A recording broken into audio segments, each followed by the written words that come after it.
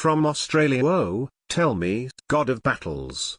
Oh, say what is to come. The king is in his trenches, the millionaire at home, the Kaiser with his toiling troops, the Tsar is at the front. Oh, tell me, God of battles.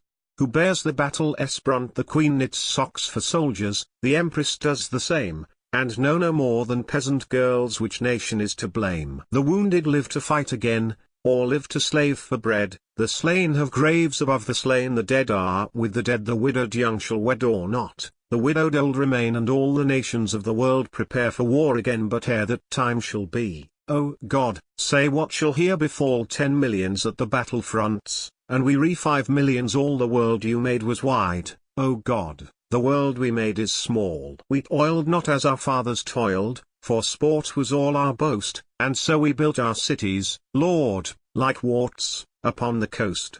From Europe the seer stood on the mountainside, the witch was in her cave, the gypsy with his caravan, the sailor on the wave, the sophist in his easy chair, with ne'er a soul to save. The factory slaves went forth to slave, the peasant to the field, the women worked in winter there for 1/10 of the yield, the village granny nursed their babes to give them time to slave, the child was in the cradle, and the grandsire in his grave. The rich man slumbered in his chair, full fed with wine and meat, the lady in her carriage sat, the harlot walked the street with paint upon her cheek and neck. Through winter's snow and sleet we saw the pride of wealth go mad, and misery increase, and still the God of gods was dumb, and all the world was peace.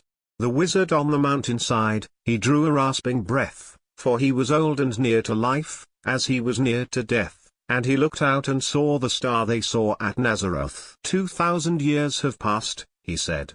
1,000 years, he said. 100 years have passed, he said, and, lo, the star is red. The time has come at last, he said, and bowed his hoary head. He laid him on the mountainside, and so the seer was dead, and so the eastern star was red, and it was red indeed. We saw the red star in the south, but we took little heed. The prophet in his garret starved or drank himself to death. The witch was mumbling in her hole before the dawn was grey. The witch she took a crooked stick and prodded in the clay. She doddered round and mumbled round as is the Beldame way. 4 children shall be born, she said, 4 children at a birth, 4 children of a peasant brood. And what shall come on earth? 4 of the poorest peasantry that Europe knows, she said, and all the nations of the world shall count their gory dead. The babes are born in Italy, and all the world is red. The ship the world you gave was wide, O Lord, and wars were far away. The goal was just as near, O Lord, tomorrow or today. The tree you grew was stout and sound to carve the plank and keel. And when the darkness hid the sky, your hand was on the wheel. The pine you grew was straight and tall to fashion spar and mast. Our sails and gear from flax and hemp were stout and firm and fast. You gave the metal from the mine, and taught the carpenter to fasten plank and rib and beam, and sheath and iron her. The world you made was wide, O Lord, with signs on sea and sky, and all the stars were true, O Lord, you gave to steer her by. More graceful than the albatross upon the morning breeze army.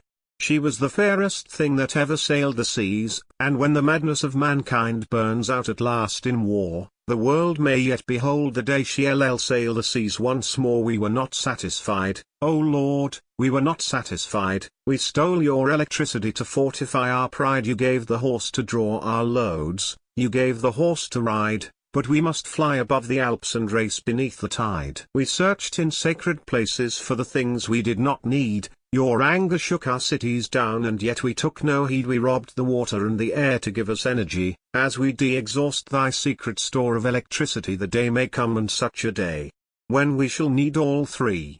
And lest thou shouldst not understand our various ways and whys, we cut thy trees for paper, Lord, whereon to print our lies. We sent the grand Titanic forth, for pleasure, gold and show, and all her skeletons of wealth and jewels lie below for fame or curiosity, for pride, and greed, or trade. We sought to know all things and make all things that thou hast made. From pole to pole we sought to speak, and heaven's powers employ our cruisers feverishly seek such language to destroy. We shaped all things for war, and now the sister nations wade knee-deep in white man's blood to wreck all things that we have made. For in the rottenness of peace, worse than this bitter strife, we murdered the humanity and poetry of life.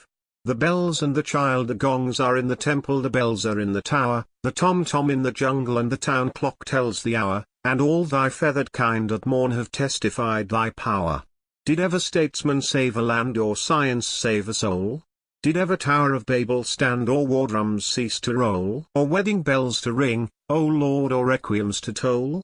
Did ever child in cradle laid, born of a healthy race, cease for an hour, all unafraid, to testify thy grace that shook its rattle from its bed in its proud fatheress face?